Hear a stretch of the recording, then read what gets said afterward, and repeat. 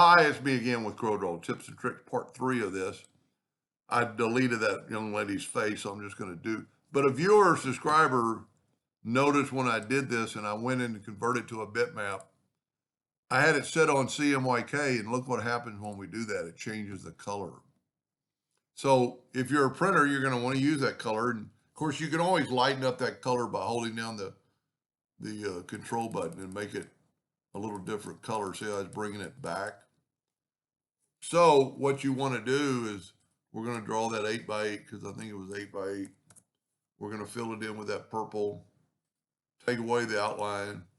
We're going to go to bitmap and we're going to convert it to an RGB bitmap, and it stays the same color.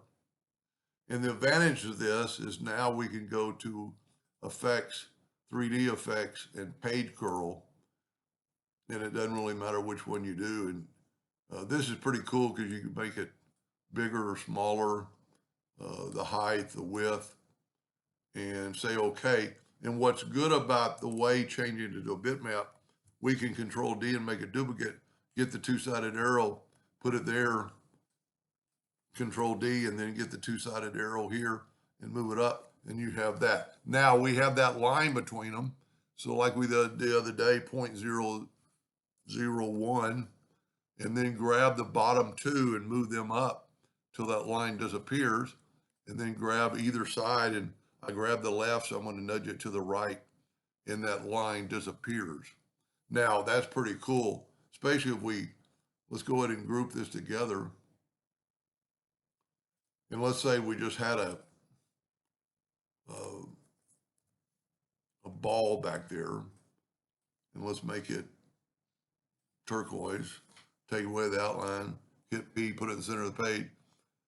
I don't know, on a bitmap, this might work. Go to order, back a page.